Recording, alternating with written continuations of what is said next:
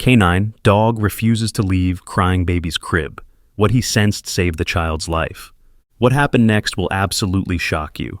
If you think you know where this story is going, trust me, you don't.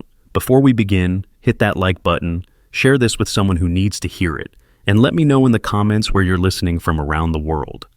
The story you're about to listen to involves a retired police dog whose instincts saved a family from something far more sinister than anyone could have imagined. This isn't just about a loyal pet. This is about a trained canine who sensed danger that human eyes couldn't see, and what he discovered lurking in the shadows will leave you speechless. It was 9:47 p.m. on a Tuesday night in suburban Michigan when everything changed for Maya Rodriguez. The autumn wind rattled the windows of her small two-story home as she carried her 18-month-old daughter, Sophie, up the narrow staircase. The house felt colder than usual, but Maya blamed it on the broken furnace she couldn't afford to fix just yet. Being a single mother meant making tough choices, and heat would have to wait until her next paycheck.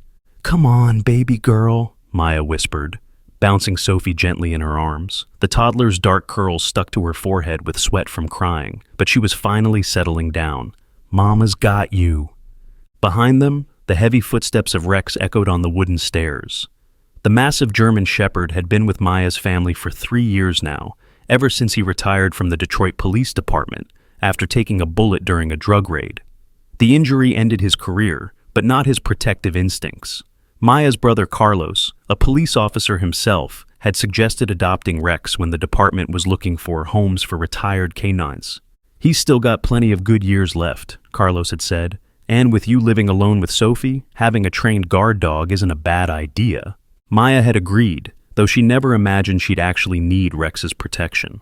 Their quiet neighborhood was the kind of place where people left their doors unlocked and kids played in the streets until dark. Crime was something that happened in other parts of the city, not here.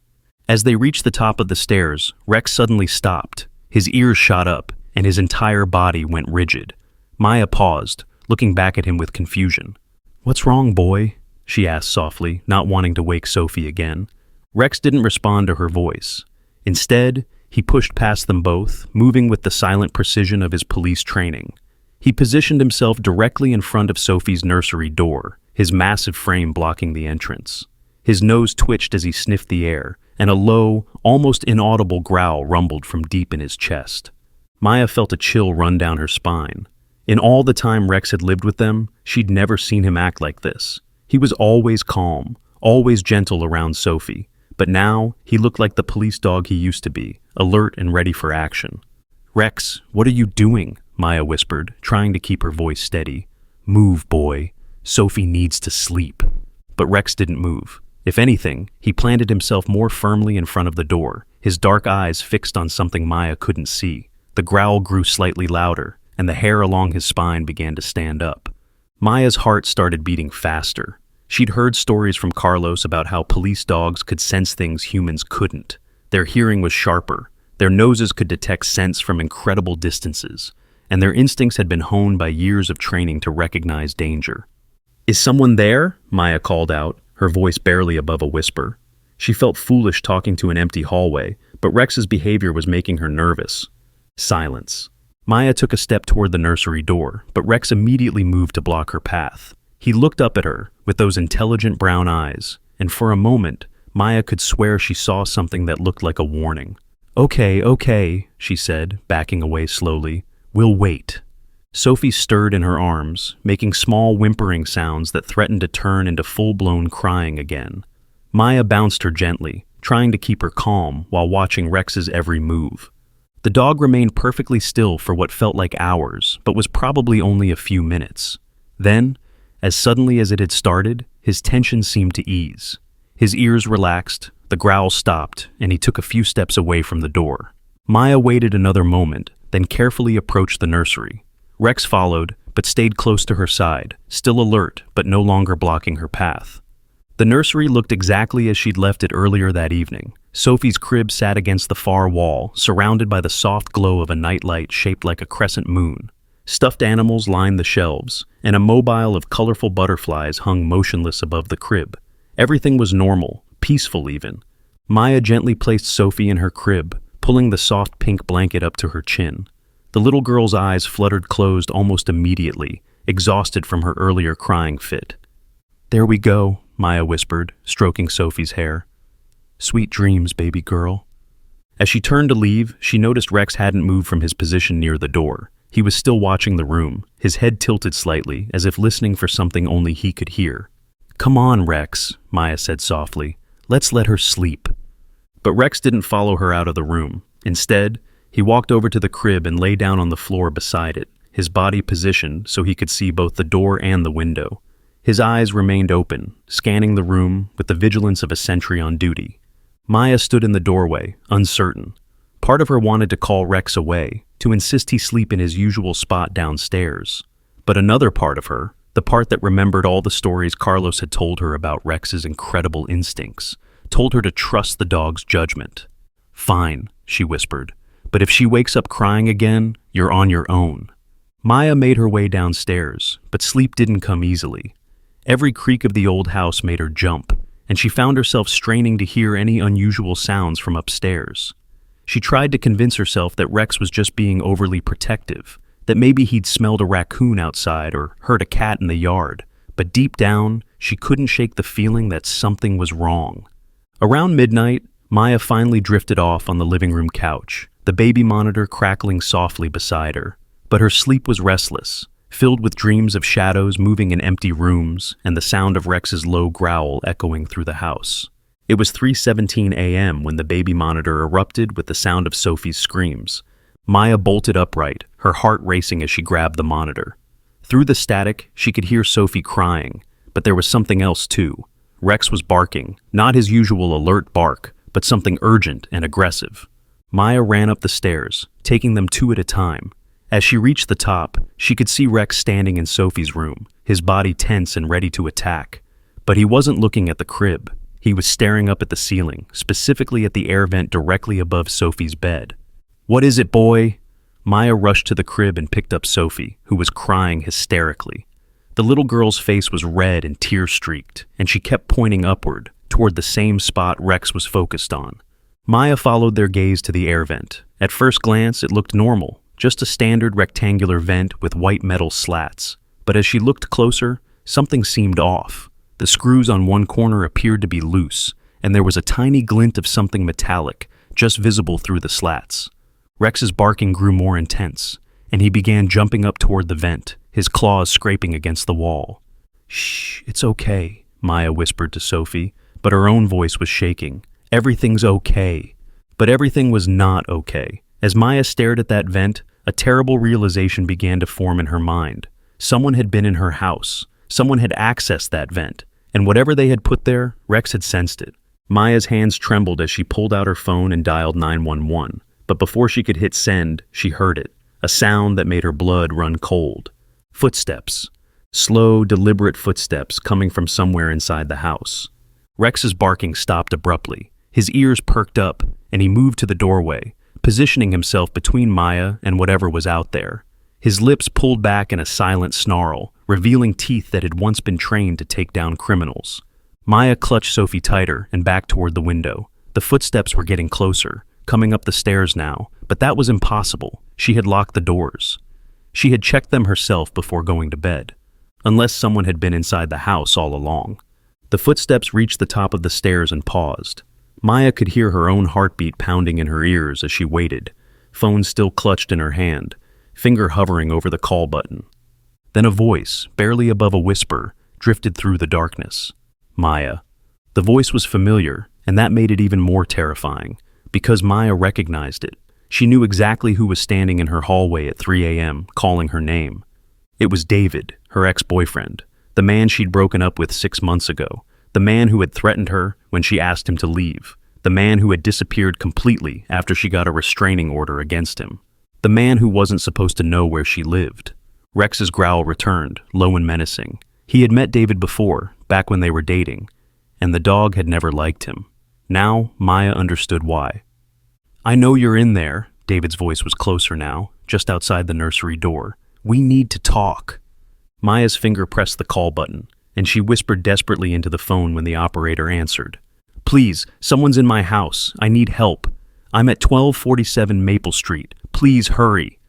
"Maya," David's voice was right outside the door now. Don't make this harder than it has to be. Rex's body coiled like a spring, ready to attack. Sophie continued crying in Maya's arms, and the sound seemed to echo through the house like a siren. The doorknob began to turn slowly. Maya pressed herself against the window, realizing with horror that they were trapped. The only way out was through the door, and David was blocking it. But Rex had other plans. As the door began to open, the German Shepherd launched himself forward with a force that shook the entire door frame. There was a crash, a scream, and the sound of David hitting the hallway wall hard. "Rex, no!" Maya shouted, but she wasn't trying to stop him. She was afraid for him. Through the open door, she could see David on the floor, Rex standing over him, with his jaws inches from David's throat. The man was holding something in his hand, something that glinted in the dim light from the nightlight. A knife. "Call him off, Maya," David gasped, not daring to move. "Call him off or I'll hurt him." But Rex was a trained police dog. He knew how to handle armed suspects. Before David could even think about using the knife, Rex's powerful jaws clamped down on his wrist, forcing him to drop the weapon. David screamed in pain, but Rex didn't let go. He had been trained to subdue and hold suspects until backup arrived, and that's exactly what he was doing. Maya could hear sirens in the distance, getting closer. Help was coming. But as she looked at the scene in front of her, she realized that Rex had saved their lives. If he hadn't sensed David's presence, if he hadn't refused to leave Sophie's room, if he hadn't been there to attack when David finally revealed himself, things could have ended very differently. The sirens were louder now, and Maya could see flashing lights through the window. Police cars were pulling into her driveway, and officers were running toward the house. "It's going to be okay, Sophie," Maya whispered to her daughter, who had finally stopped crying and was staring with wide eyes at the commotion in the hallway. "Rex saved us. Good boy, Rex."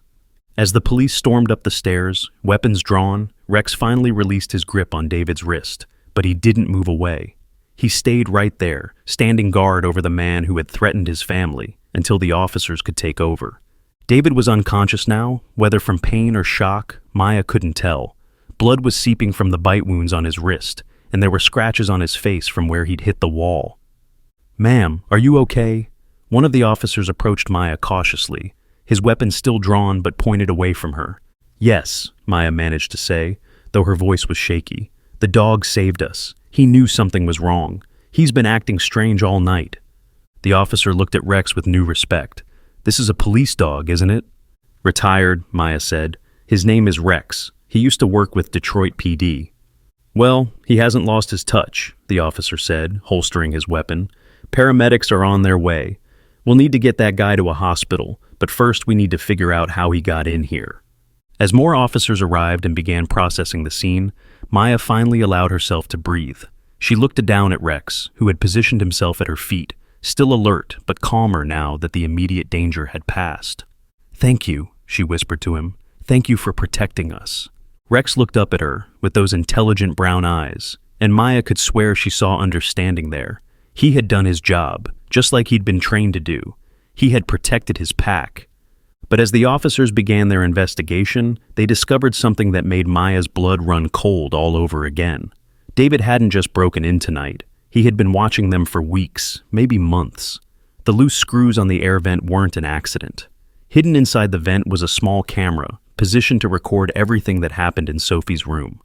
"How long has this been here?" Maya asked the detective who was bagging the camera as evidence.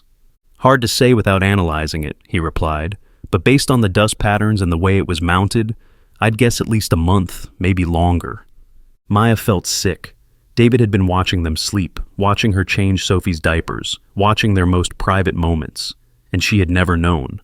But Rex had known.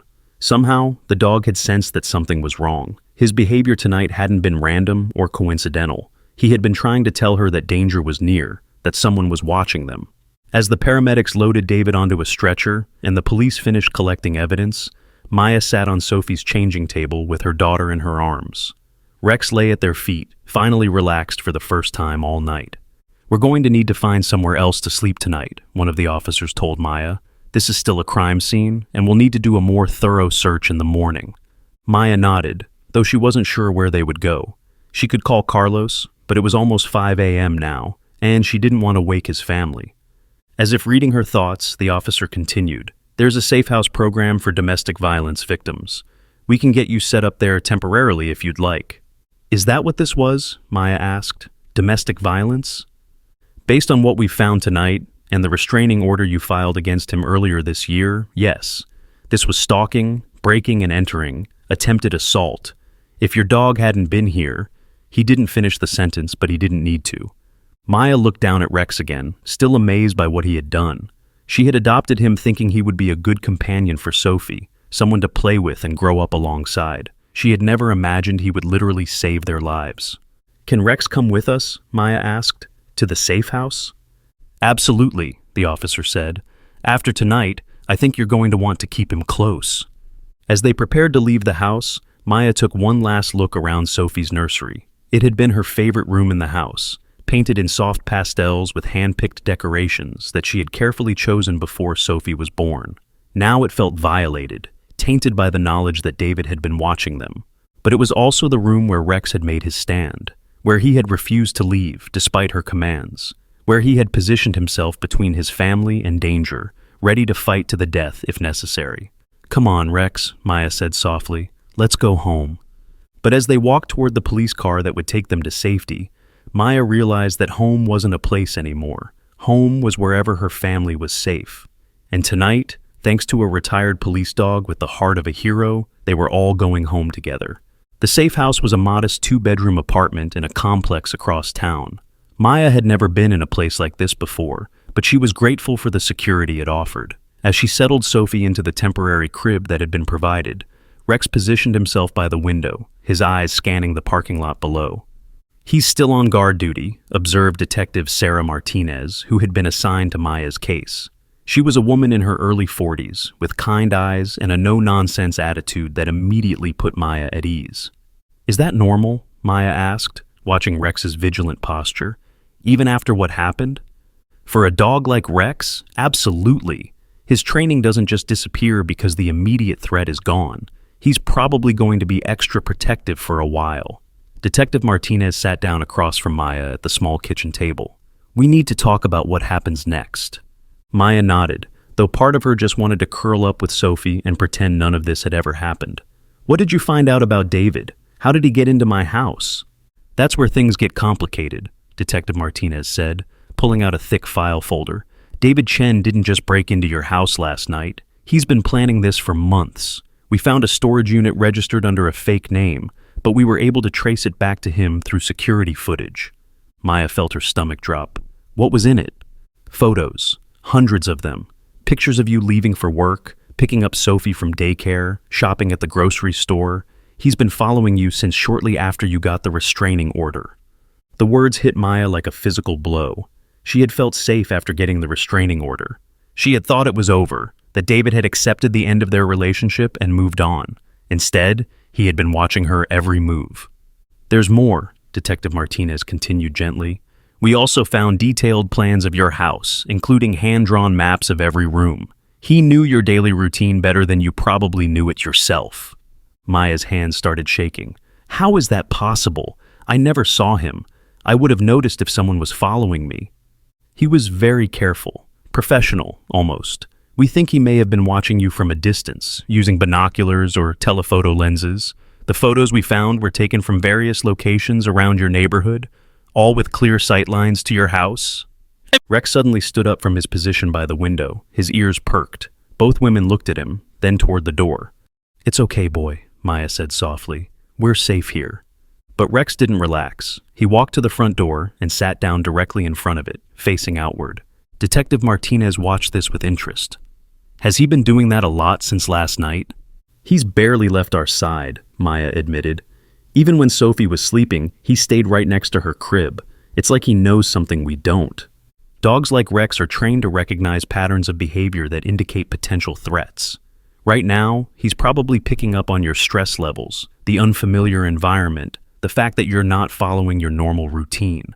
To him, all of that suggests continued danger.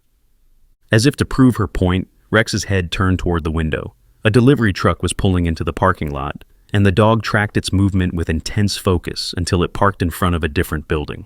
"Tell me about your relationship with David," Detective Martinez said, opening her notebook.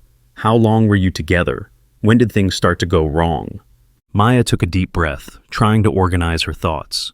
It felt strange to talk about David now, after everything that had happened. Just 12 hours ago, she had thought he was completely out of her life. "We dated for about 8 months," she began. "I met him at a coffee shop near where I work. He seemed nice at first, charming even. He was always bringing me little gifts, always wanting to spend time together. When did you start to feel uncomfortable?" "It was gradual. At first, I thought it was sweet how much attention he paid to me, but then it started feeling like too much. He would show up at my work without warning, call me constantly when I was out with friends. He wanted to know where I was every minute of every day." Detective Martinez nodded, taking notes. "What about after Sophie was born?" Maya's expression darkened. "That's when things got really bad. David became obsessed with the idea that we should be a family. He started talking about moving in together, about adopting Sophie, about having more children. When I told him I wasn't ready for that kind of commitment, he didn't take it well." "How did he react?"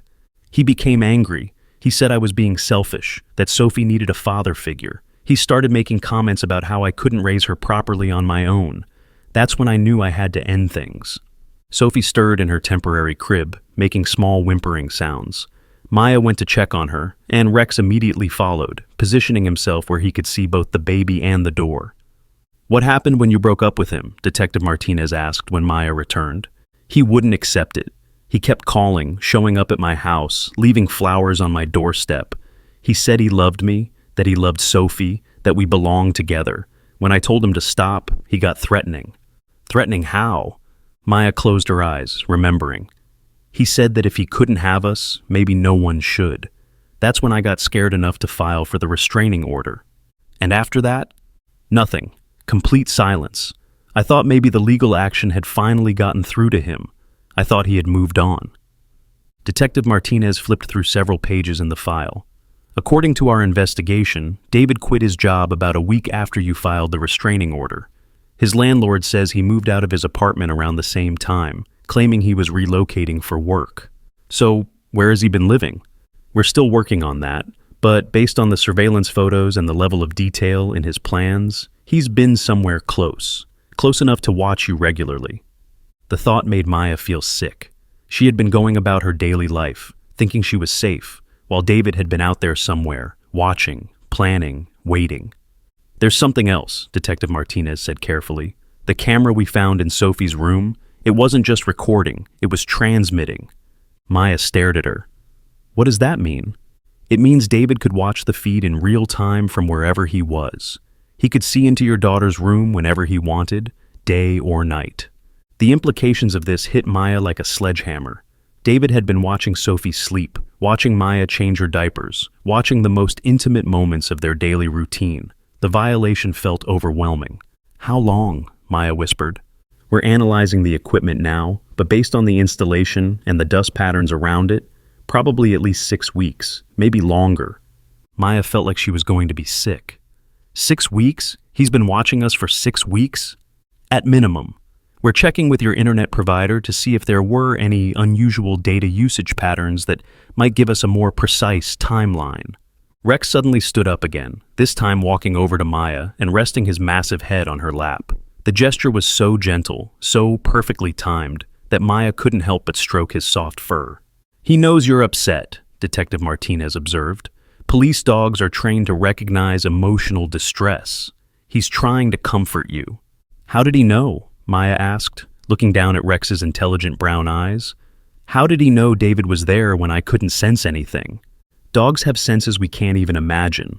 Rex could have smelled David's scent in the house, heard sounds that were too subtle for human ears, or picked up on electronic signals from the camera equipment. Plus, his police training would have made him especially sensitive to anything unusual in his environment."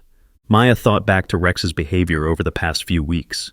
Had there been signs she missed? Times when he seemed more alert than usual, or when he spent extra time in Sophie's room? "Actually," Maya said slowly, "now that I think about it, Rex has been acting differently lately. He's been more protective, staying closer to Sophie.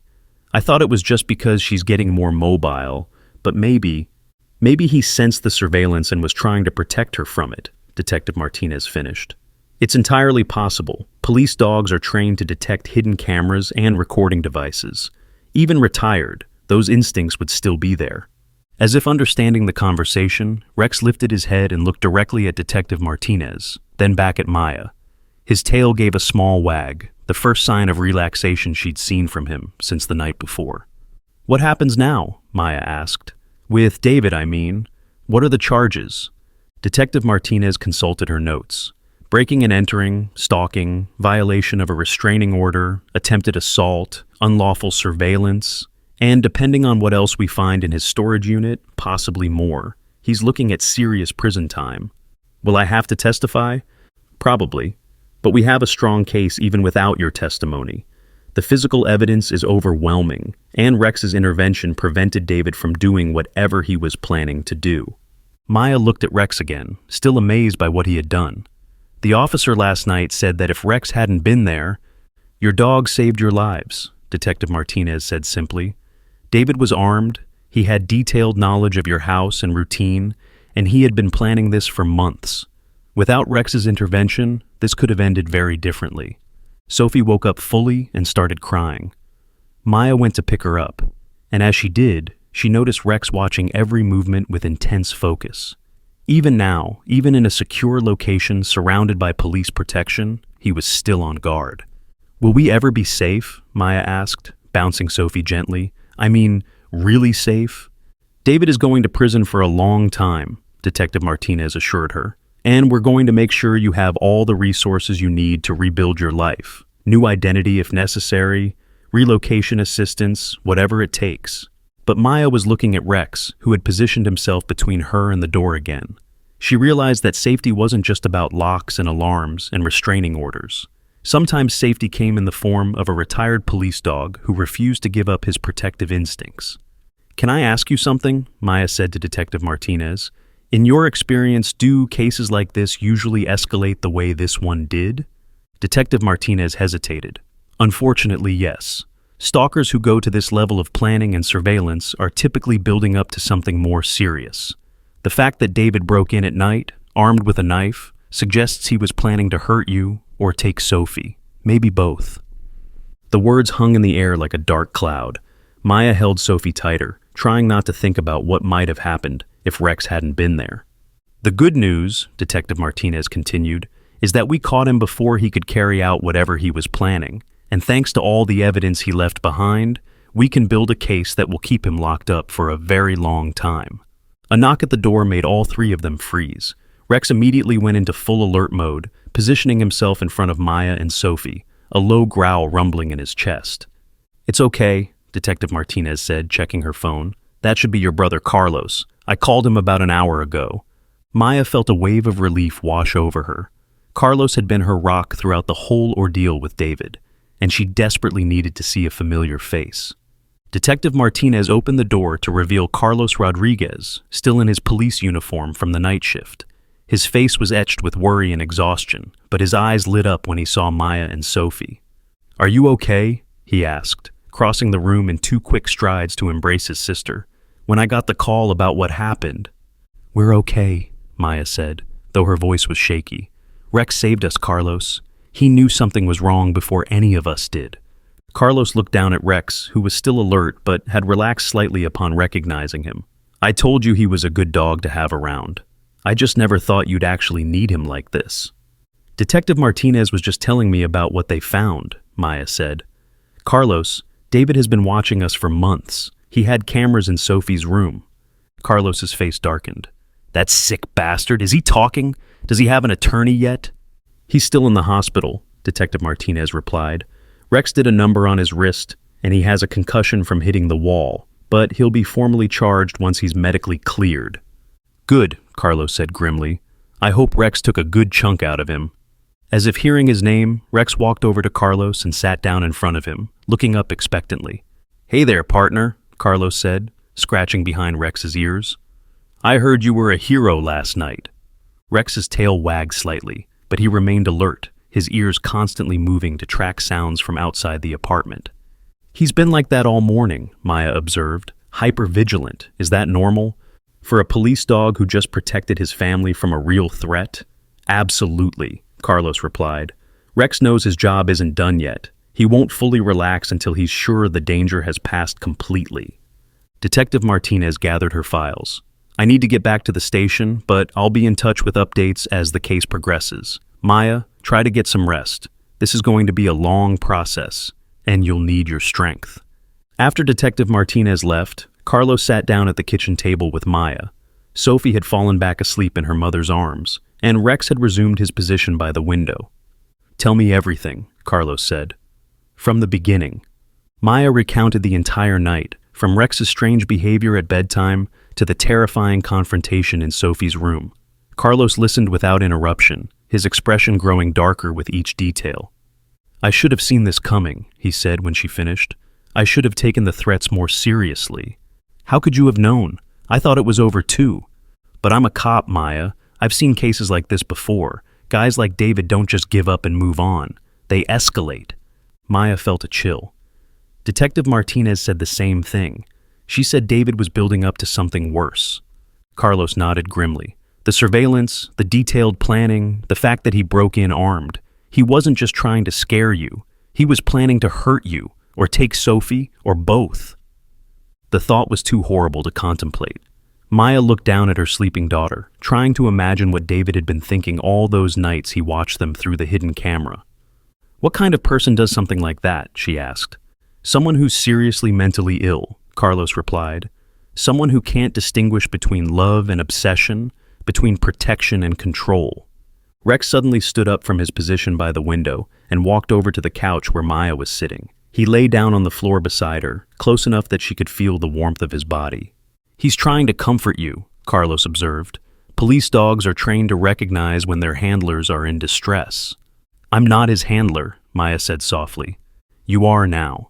Rex has claimed you and Sophie as his pack, his responsibility. That's why he won't relax. He's appointed himself as your permanent bodyguard. Maya reached down to stroke Rex's head. I don't know what I would have done without him. You don't have to think about that, Carlos said firmly. He was there. He did his job. And now we make sure something like this never happens again. But even as he said the words, Maya couldn't shake the feeling that their ordeal wasn't over yet. David was in custody, but the violation of their privacy, the knowledge that he had been watching them for so long, would take time to heal from.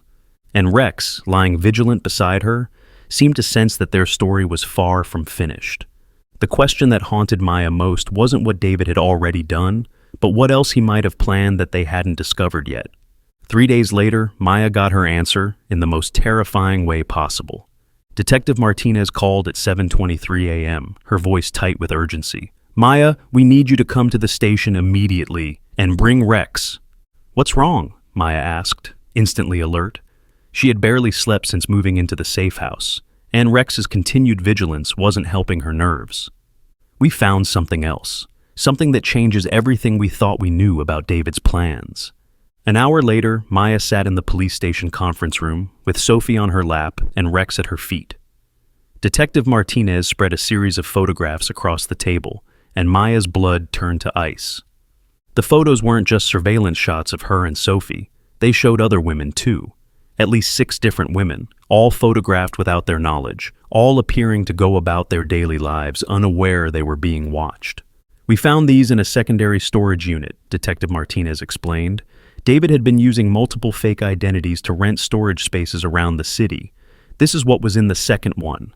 Maya stared at the photos with growing horror. One showed a young blonde woman pushing a stroller through a park. Another captured a redhead leaving what looked like a daycare center with 2 small children. All of the women appeared to be single mothers. Are they... Maya couldn't finish the question. Safe? We're checking on that now. We've identified 4 of the 6 women and are in the process of contacting them. But, Maya, there's something else. Detective Martinez pulled out a thick notebook, its pages covered with David's handwriting. This is what really scared us. David wasn't just stalking you randomly. He had a specific type of victim he was targeting and a very detailed plan for what he intended to do. Maya's hands started shaking as she looked at the notebook. Even from a distance, she could see her name written multiple times, along with what appeared to be detailed schedules and plans. He called it Project Family, Detective Martinez continued. According to his notes, he was looking for single mothers with young children, Women who, in his mind, needed a father figure to complete their families. And if they didn't want him, Maya asked, though she was afraid of the answer. Then he would take the children anyway. He believed he was rescuing them from inadequate single-parent homes. The words hit Maya like a physical blow. David hadn't just been obsessed with her and Sophie. He had been planning to kidnap children, possibly multiple children, to create some twisted version of the family he thought he deserved. Rex sensed Maya's distress and immediately moved closer, resting his head on her leg. His warm presence was the only thing keeping her grounded as the full scope of David's madness became clear. "There's more," Detective Martinez said gently. "We found detailed floor plans for all 6 houses, including security assessments and daily routine observations. David had been planning this for over a year." "A year," Maya whispered, "but I only dated him for 8 months." "The planning started before he met you. You weren't his first target, Maya. You were just the one he became most fixated on." Sophie stirred in Maya's arms, reaching out toward Rex. The dog carefully lifted his head so the toddler could pat his nose, a gentle interaction that stood in stark contrast to the horrific revelations being discussed around them. "What about the other women?" Maya asked. "Are their children safe?" "We're providing protection for all of them while we complete the investigation. But here's what's really disturbing.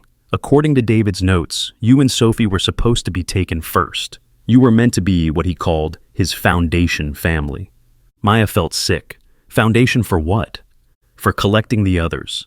He believed that once he had successfully taken one family, the others would be easier. He was planning to create some kind of compound where he could keep all the children he'd kidnapped.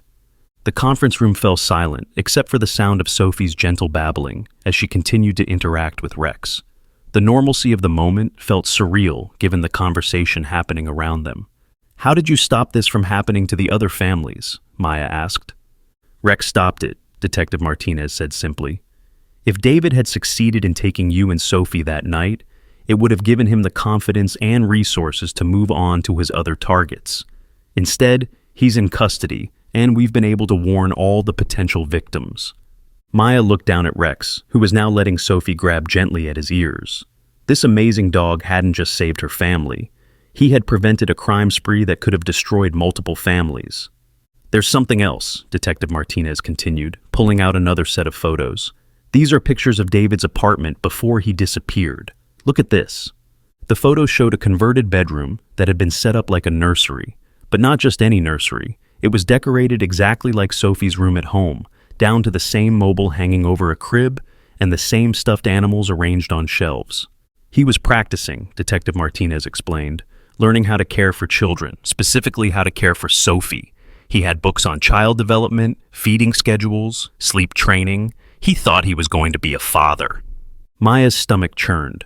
While she had been going about her daily life, thinking David was out of the picture, he had been setting up a room for her daughter, planning to take Sophie and raise her as his own.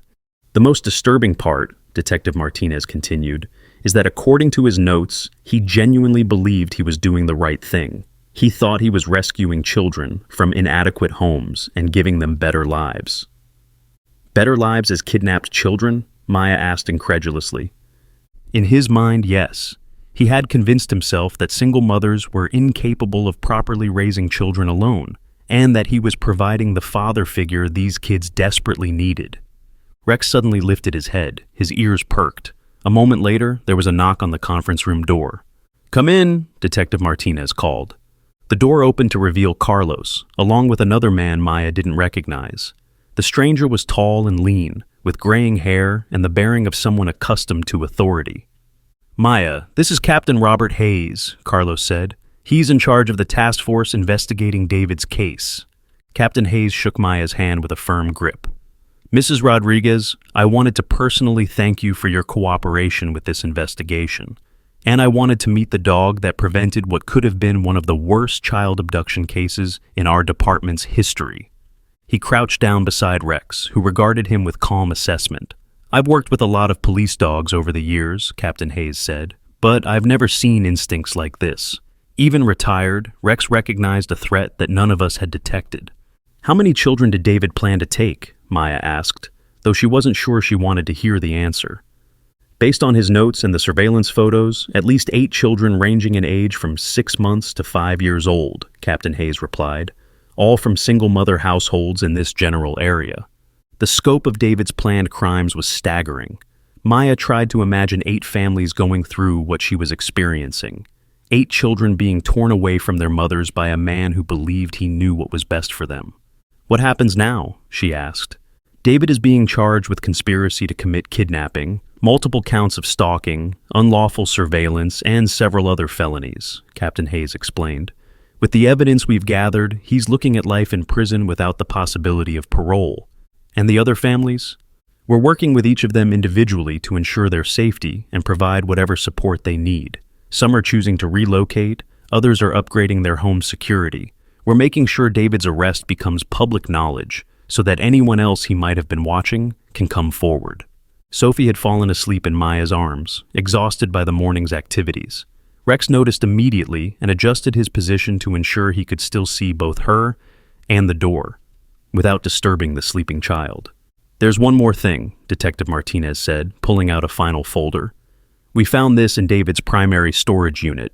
It's a timeline." She opened the folder to reveal a detailed calendar spanning several months. Maya's name and Sophie's were written throughout, along with specific dates and times. "He had been planning to take you on Halloween night," Detective Martinez explained. "He thought the holiday would provide cover for any unusual activity, and he believed you would be distracted by trick-or-treaters." Maya felt a chill run down her spine. Halloween was only 2 weeks away. If Rex hadn't detected David's presence when he did, if the dog hadn't refused to leave Sophie's room, they might not be sitting in this conference room today. "According to the timeline," Detective Martinez continued, "after taking you and Sophie, he planned to wait 3 months before moving on to the next family. He wanted time to establish what he called a routine with his first victims before adding more children to his collection." The clinical way David had planned these crimes was almost as disturbing as the crimes themselves. He had approached kidnapping like a business plan, with timelines and objectives and contingency plans. "How long was he planning to continue?" Maya asked. "Indefinitely," Captain Hayes replied. Based on his notes, he saw this as his life's work. He believed he was building the perfect family, one rescued child at a time. Rex suddenly stood up, his attention focused on something outside the conference room window. Maya followed his gaze and saw a news van pulling into the police station parking lot. "Word is getting out," Carlos observed. "The media is starting to pick up the story." "Is that good or bad?" Maya asked. "Good for public safety," Captain Hayes replied. "The more people who know about David's methods, the better protected other potential victims will be, but it might mean increased attention for you and your family."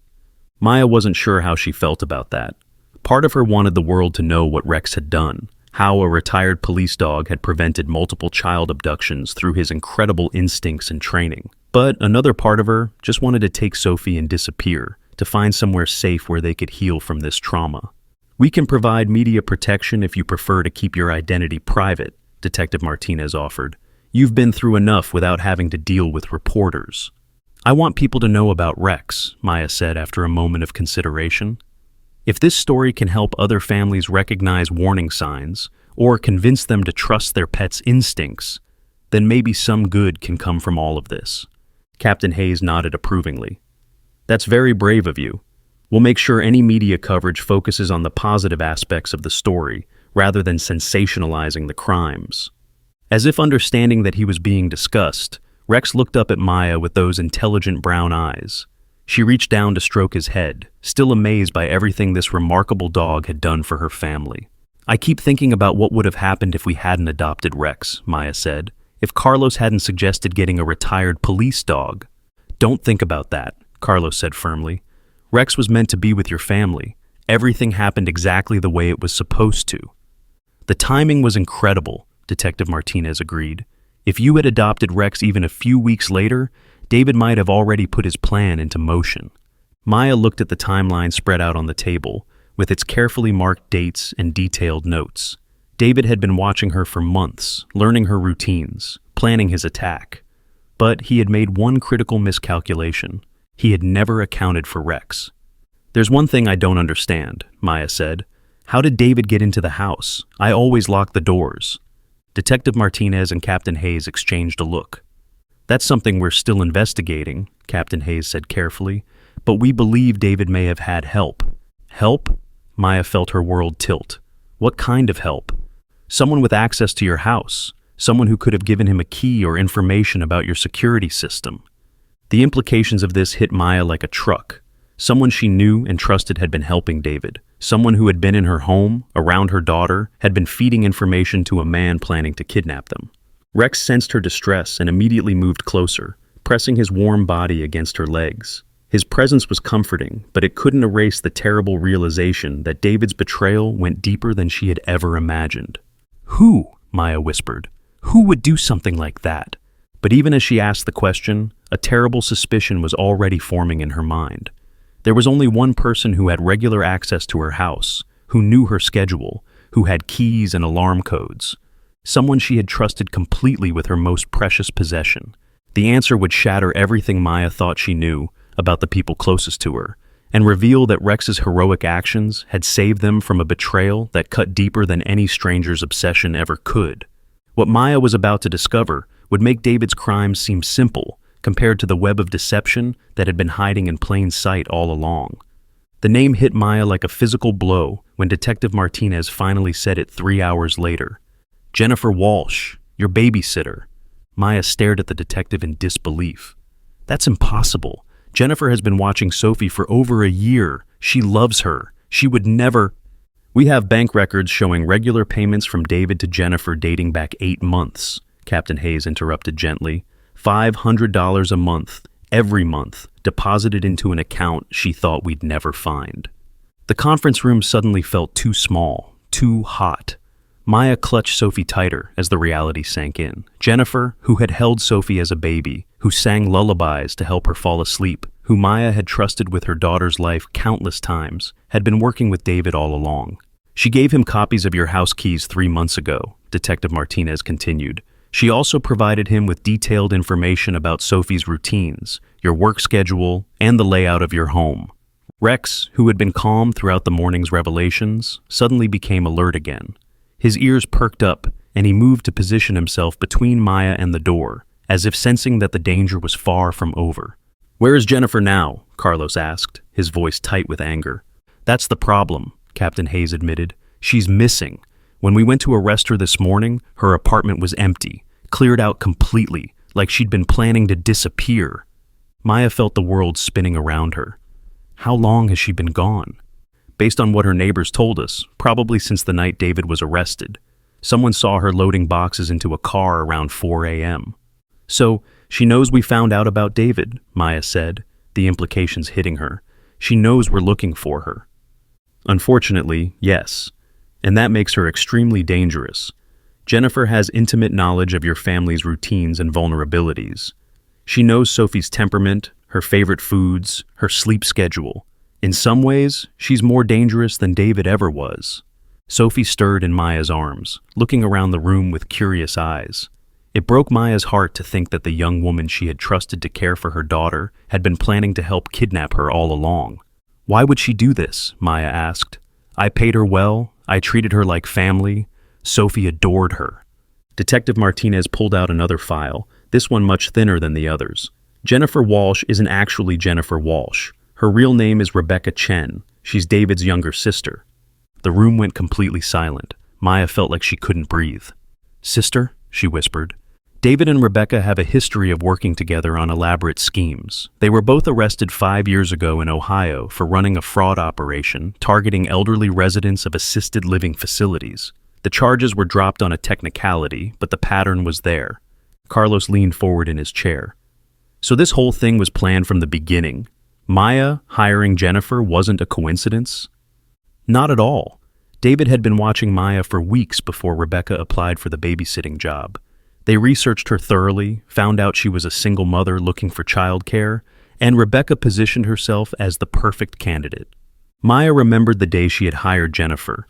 The young woman had seemed so sweet, so genuinely caring with Sophie. She had excellent references, experience with toddlers, and she had even offered to work for slightly less than Maya's budget allowed. "The references," Maya said suddenly. "Her previous employers, did you check them?" "All fake," Detective Martinez confirmed. Phone numbers that went to disposable phones operated by David. Addresses that turned out to be vacant lots or businesses that had been closed for months. Maya felt sick. Every interaction she'd had with Jennifer over the past year had been a lie. Every time the young woman had told Sophie she loved her, every time she had comforted Maya during difficult days, every moment of trust had been part of an elaborate deception. What was the plan? Maya asked, though she dreaded hearing the answer. What were they going to do with Sophie? Captain Hayes hesitated before answering.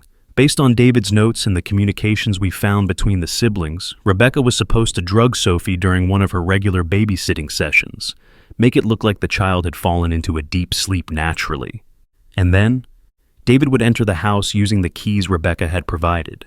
They would take Sophie while she was unconscious, making it appear that she had been abducted from her crib while Rebecca was in another room. Rebecca would have been the grieving babysitter, Detective Martinez added, the witness who discovered the kidnapping. She would have provided testimony that pointed investigators away from any connection to David. Maya's hands were shaking so badly now that Carlos reached over to help support Sophie. Rex noticed the movement and immediately came closer, pressing his warm body against Maya's legs in a gesture of comfort and protection. They had it all planned out, Captain Hayes continued. Rebecca would have been above suspicion because she was a victim too, as far as anyone would know. Meanwhile, David would have disappeared with Sophie, probably to a location they had prepared in advance. How long were they planning to keep this up? Carlos asked. Indefinitely. Once they had successfully taken Sophie, Rebecca would have quit the babysitting job, citing trauma from the kidnapping. Then she would have moved to a different city and repeated the process with another family. The scope of their deception was staggering. Maya tried to think back over the past year, looking for signs she had missed.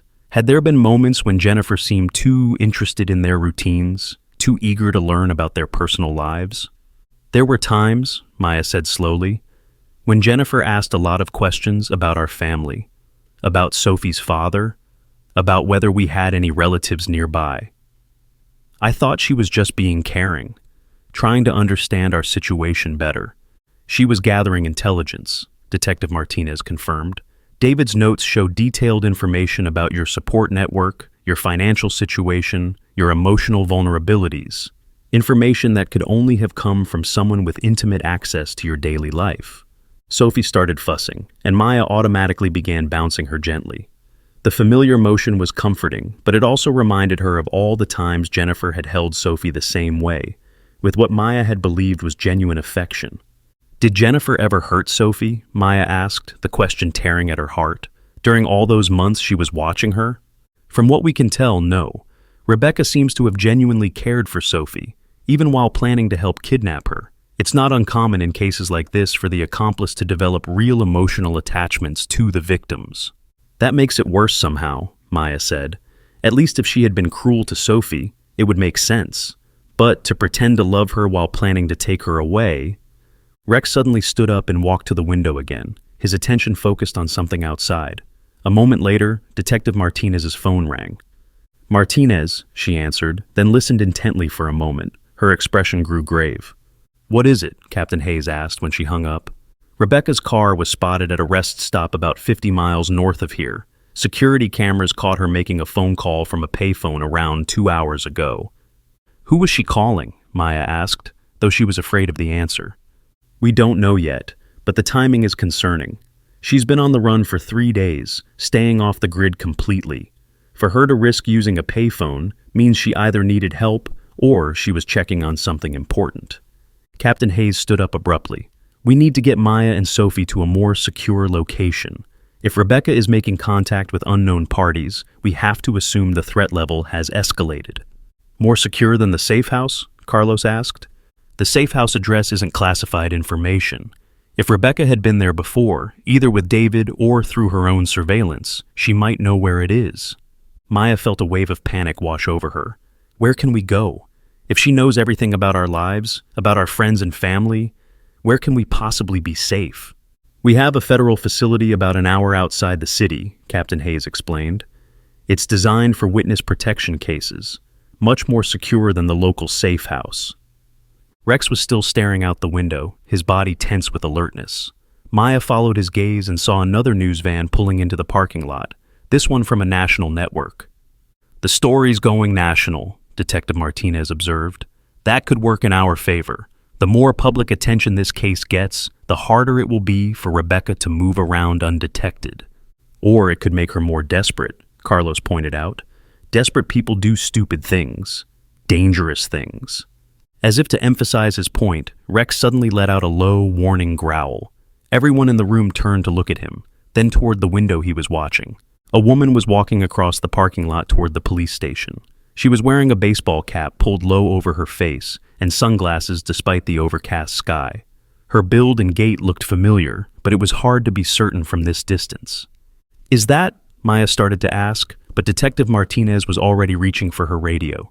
"Security, we have a potential suspect approaching the main entrance. Young female, blonde hair, wearing a baseball cap and sunglasses. Do not approach, but maintain visual contact."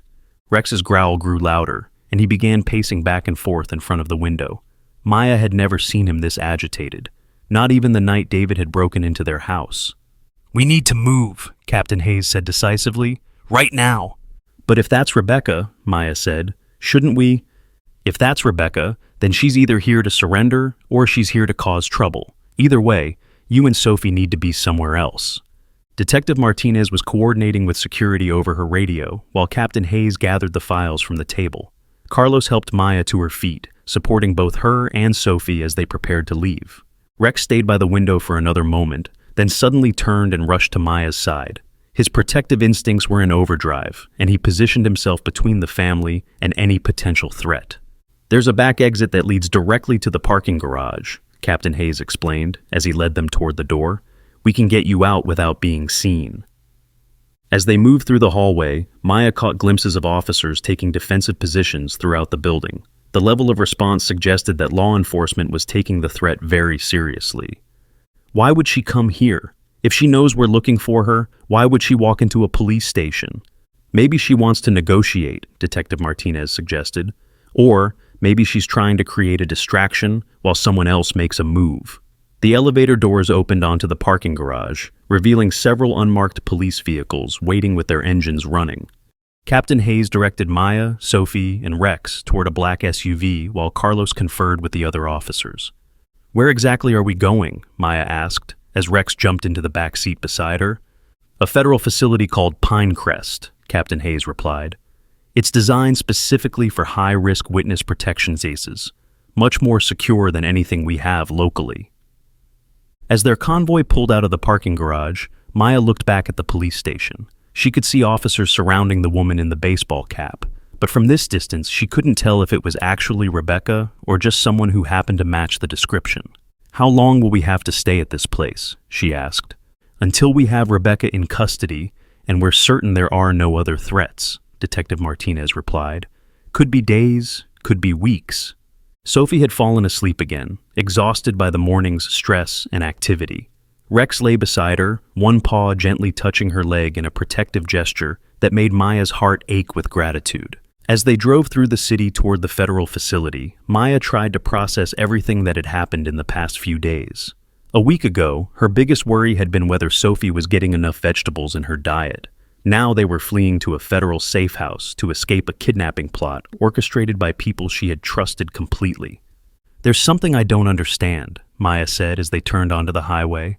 "If Rebecca really cared about Sophie, like you said, why would she help David kidnap her?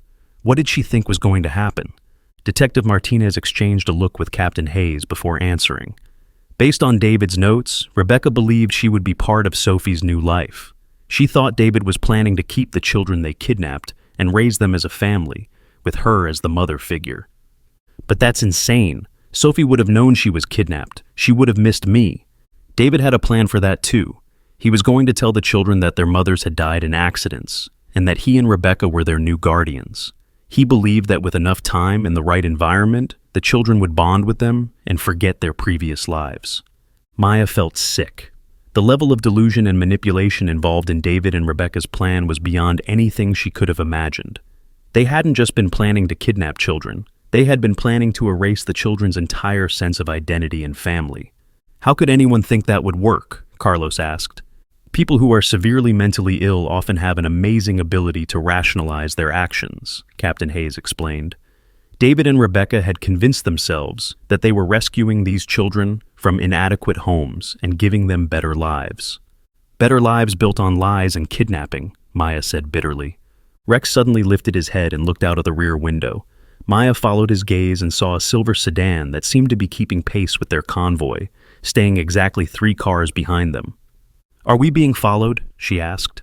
Detective Martinez immediately radioed the other vehicles in their convoy, and Maya watched as the formation shifted to get a better view of the suspect vehicle. "Hard to tell from here," Captain Hayes said, studying the sedan through his side mirror. "Could be coincidental. This is a major highway." But Rex's behavior suggested otherwise. The dog was now fully alert, watching the sedan with the same intensity he had shown when detecting David's presence in their house. "Rex doesn't think it's coincidental," Maya observed. As if responding to his name, Rex let out a single, sharp bark. It was different from his usual vocalizations, more urgent and specific. Maya had learned to read his signals over the past few days, and this one clearly meant danger. "We're taking the next exit," Detective Martinez announced into her radio. "Let's see if our friend back there follows us." The convoy moved into the right lane and took the exit. Maya watched through the rear window as the silver sedan hesitated for a moment, then followed them off the highway. "That's not coincidental," Captain Hayes said grimly. "We're being followed." Rex's barking became more insistent, and he began pacing back and forth across the back seat. Sophie woke up from the noise and started crying, adding to the chaos inside the vehicle. "It's okay, baby," Maya soothed, trying to keep her voice calm despite her racing heart.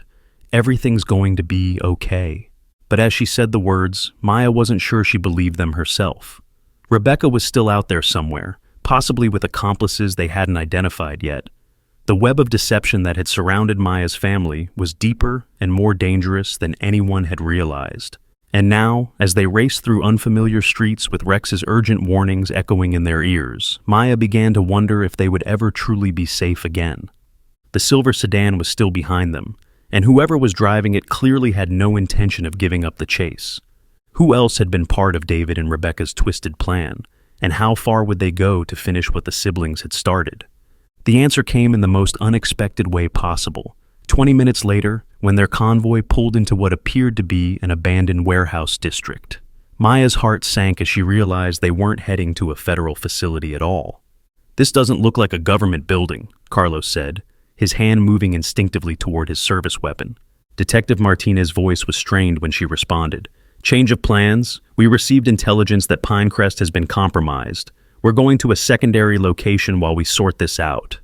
But Rex was going crazy in the back seat, barking frantically and trying to paw at the door handle. His behavior was more agitated than Maya had ever seen, and a terrible realization began to form in her mind. "Stop the car," Maya said quietly. "What?" Detective Martinez looked back at her in confusion. "Stop the car right now," Maya repeated, her voice stronger. "Rex is trying to tell us something." "Maya, we can't stop here. It's not safe." But Rex's barking had become absolutely frantic, and he was now throwing his entire body against the car door. Sophie was crying again, frightened by the dog's behavior, but Maya was starting to understand what Rex was trying to communicate. "You're not Detective Martinez," Maya said suddenly, the pieces falling into place.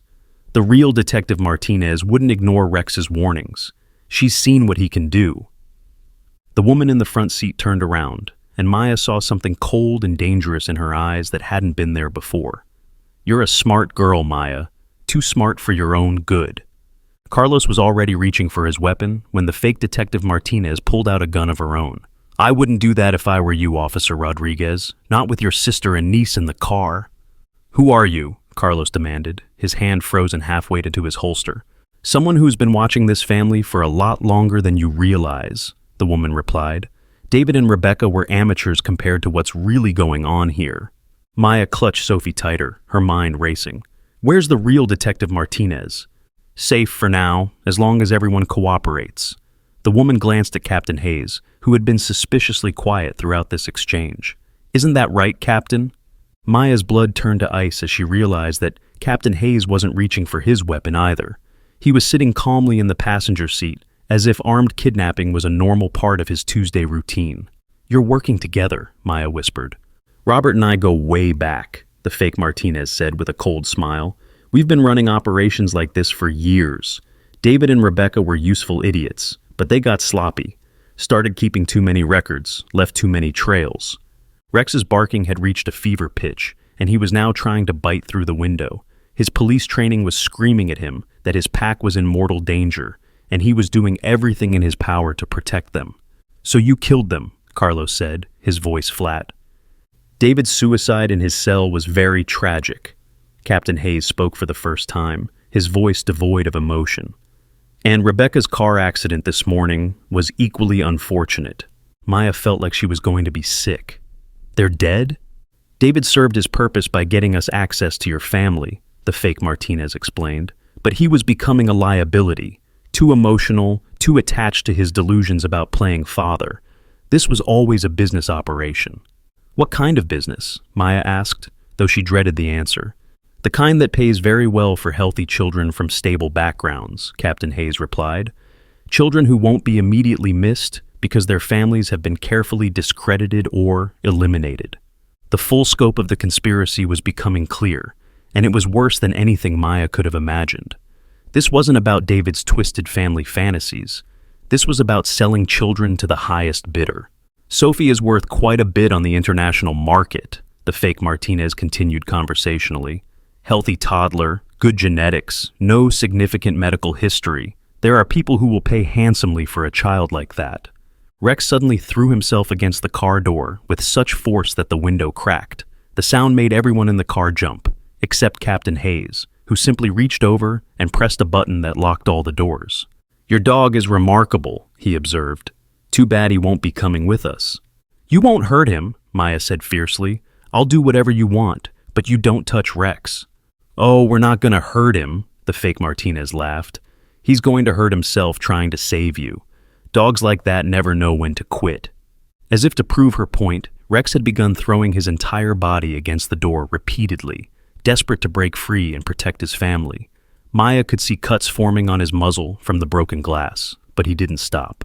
"There's a buyer waiting in Mexico," Captain Hayes continued, checking his watch. "Private jet leaves in 3 hours. Sophie will be in her new home by tomorrow morning." "And us?" Carlos asked.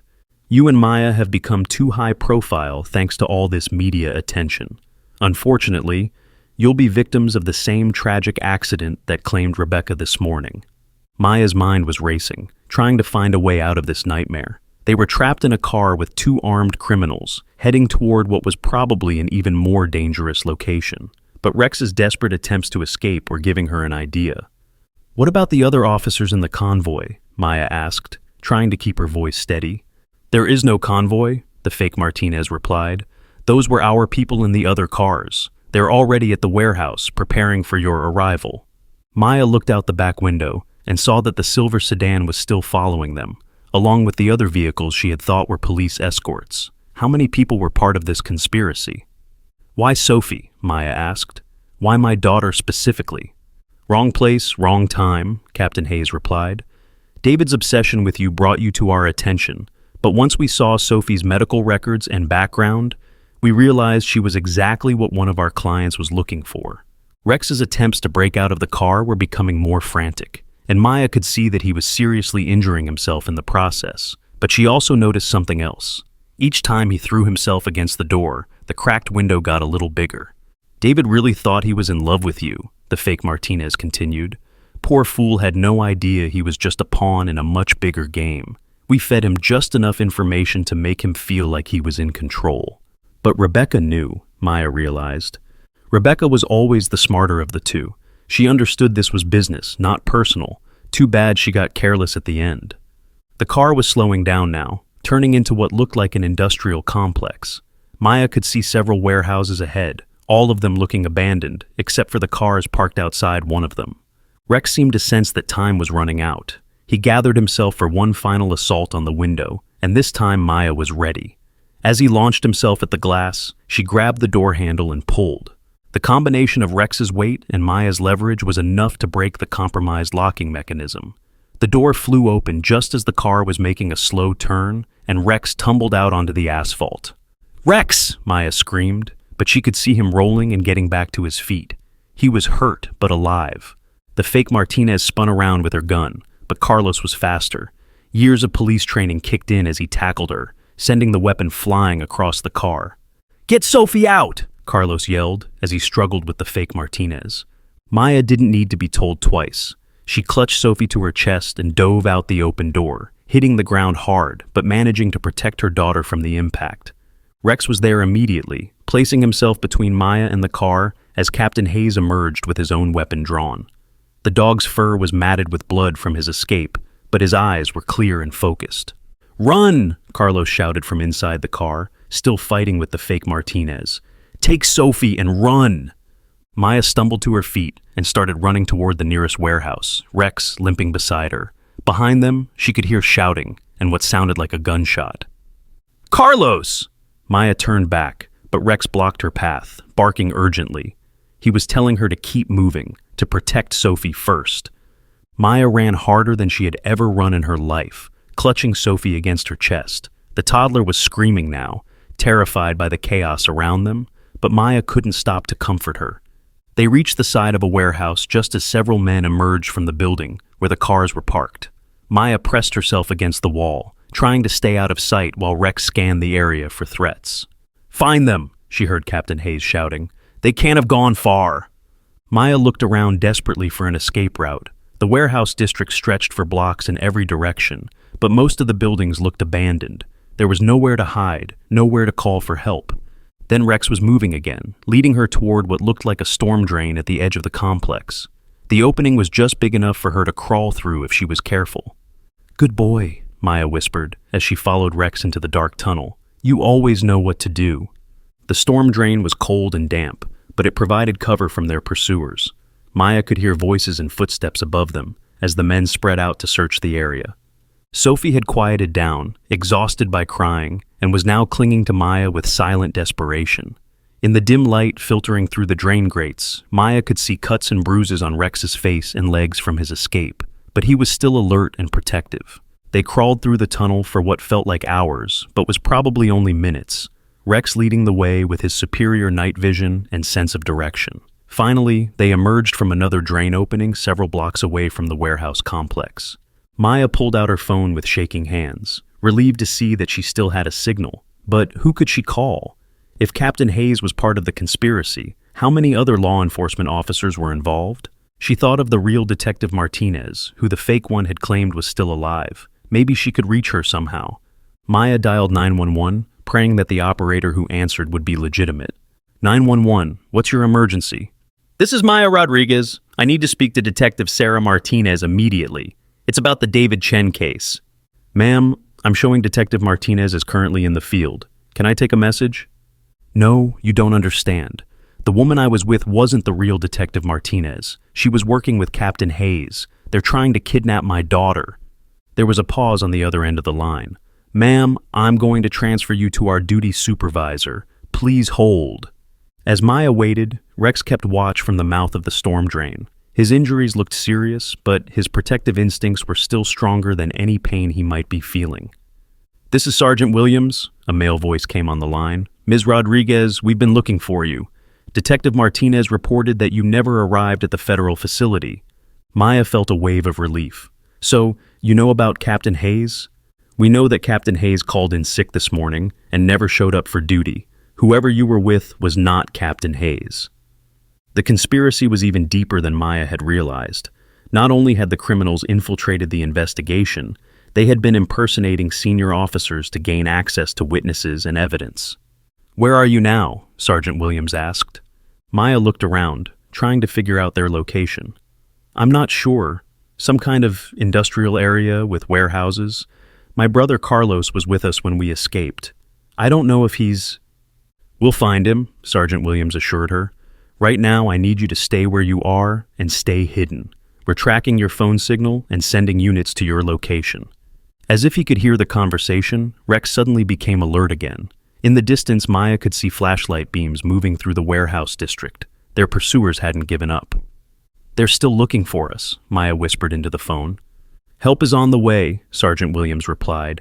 Just stay hidden and keep that dog with you. From what I've heard, he's your best protection right now. Maya looked at Rex, who despite his injuries was still scanning the area for threats. This remarkable dog had saved their lives multiple times over the past few days, and he was still fighting to protect them even when he was hurt and exhausted. "Come here, boy," Maya whispered. Rex moved closer, and she gently examined his wounds. Most of them looked superficial, but he was definitely favoring his left front leg. Sophie reached out to touch Rex's nose, and the dog gently licked her small hand. Even in the midst of all this chaos and danger, there was something peaceful about the bond between the child and the dog who had appointed himself as her guardian. In the distance, Maya could hear sirens approaching. Real sirens this time, she hoped. Legitimate police officers who would actually protect them instead of trying to sell Sophie to human traffickers. As the sirens got closer, the flashlight beams in the warehouse district began to retreat. Whatever criminal network had been masquerading as law enforcement was apparently deciding that discretion was the better part of valor. "Maya!" She heard Carlos's voice calling her name, and she felt tears of relief streaming down her face. "Over here!" she called back, emerging carefully from the storm drain with Sophie and Rex. Carlos appeared moments later, accompanied by several officers in uniform. He was bleeding from a cut on his forehead, but he was alive and moving under his own power. "Thank God," he said, pulling Maya and Sophie into a fierce hug. "When you ran, I wasn't sure I'd ever see you again." "What happened to the fake Martinez?" Maya asked. "Unconscious and in custody," Carlos replied, along with 3 other members of their organization. Turns out this human trafficking ring has been operating for years, using corrupt law enforcement credentials to access potential victims. Maya looked at Rex, who was sitting quietly beside them, despite his injuries. "We need to get him to a veterinarian." "Already arranged," one of the officers said. "There's a police K9 unit vet on standby. After what this dog did today, he's getting the best care available." As they walked toward the waiting police cars, Maya reflected on everything that had happened over the past few days. What had started as a single stalker's obsession had turned into something much larger and more dangerous. Without Rex's incredible instincts and protective nature, she and Sophie would have become victims of a criminal enterprise that destroyed families for profit. "What happens now?" Maya asked. "Now we shut down this trafficking ring completely," the officer replied, "and you and Sophie get real protection while we make sure there aren't any other conspirators we missed." Maya looked down at Rex, who was walking beside them with quiet dignity despite his injuries. "What about Rex? Is there a way to officially recognize what he did?" Carlos smiled. "Funny you should ask. The department has been talking about giving him a commendation for his service. Seems like preventing a major human trafficking operation might qualify." As they reached the police cars, Maya realized that their ordeal was finally over. The criminals who had threatened her family were in custody, and the conspiracy that had nearly destroyed their lives had been exposed. But more than that, she had learned something important about the bond between humans and the animals who choose to protect them. Rex hadn't just been a pet, or even just a guard dog. He had been a true partner, using his training and instincts to keep their family safe when no one else could. 6 months later, Maya stood in her new backyard, watching Sophie play with Rex, who had recovered completely from his injuries. They had moved to a new city, new jobs, new life, but some things hadn't changed. Rex still positioned himself protectively whenever strangers approached. He still checked Sophie's room every night before settling down to sleep. And he still had that incredible ability to sense danger long before any human could detect it. Maya had started a foundation called Rex's Heroes to help place retired police dogs with families who could benefit from their protection and companionship. The story of Rex's heroic actions had gone viral, inspiring people around the world to consider adopting retired working dogs. The bond between a child and their protector, Maya wrote in her best-selling book about their experience, is something that can't be trained or taught. It's something that comes from the heart of an animal who chooses to put another's safety before their own. As Maya watched Sophie giggle, as Rex gently played tug-of-war with her, she smiled. Their family had been through the unthinkable, but they had come out stronger on the other side, and they had Rex to thank for all of it. Sometimes the greatest heroes walk on 4 legs and never speak a word, but their actions echo louder than any voice ever could. What would you do if your pet started acting strangely like Rex did? Share your thoughts in the comments below. And if this story touched your heart, Please like, share, and subscribe to hear more incredible true stories of animal heroes who changed everything. Let me know where you're watching from around the world.